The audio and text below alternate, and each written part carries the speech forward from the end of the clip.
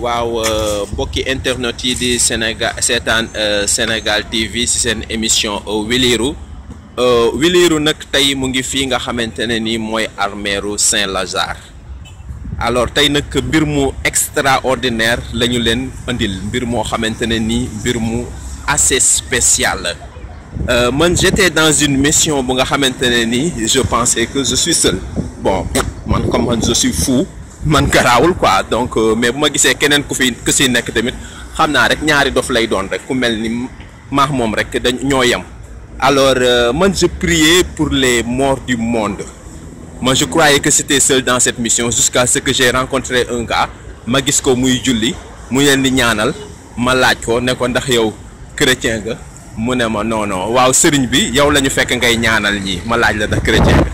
waaw man doomu aadama la man bu ma nekkee chrétien dama nekk chrétien bu nekk jiw yi nekk jiw bu nekk jiw waaw man samay maam sëñ bi ñu ma ko mën a waxee ci noo lañ jógee noo mooy ci ñi ko créé yet man benn religion laa am laa gëm ci biir religion yi moo am te gaw ma ko muy religion góor jigéen diggante góor ak góor di sëy ak diggante jigéen ak jigéen. ak diggante jigéen ak jigéen di sëy waaw léegi loo bëggoon a xam.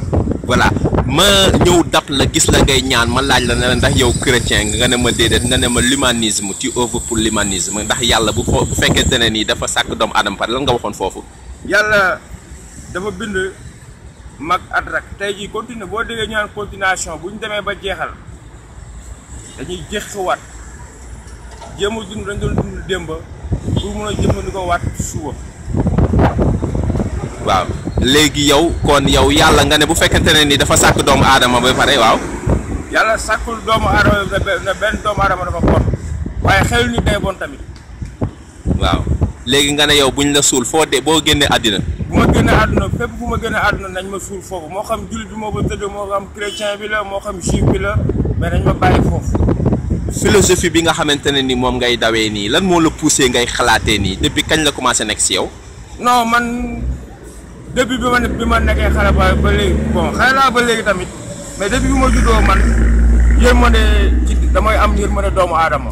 kon loolu si yërmande la. waaw ci yërmande la man tey jii bu ma la naree ñëw njëkk a def lu metti man ci sama bopp laa koy njëkk a teg nga gis sama bopp laa njëkk a def lu metti nga gis ni man mii am naa sañ-sañ def lu metti ma tourné wan la ginnaaw mais tamit man damay wax ci wàllu terrorisme terroriste yi dañoo tiit rek dañoo tiit.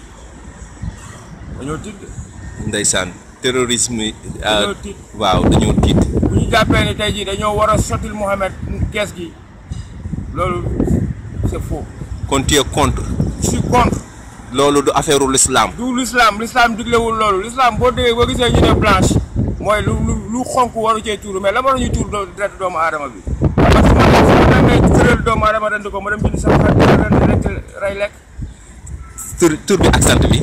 tur bi ñu jaasa saw la. sa dernier mot lan la. sama dernier mot mooy dañuy yërëmante suñu biir te jàppalante. alhamdulilahi rabil alamin jaase yal na yàlla fay la. yàlla na yàlla fay la. waaw jërëjëf. yow it mii di ñaanal ñu yor sa kurus di ñaanal ñi di leen di ñaanal yàlla nga ci am ndam. jërëjëf jaase.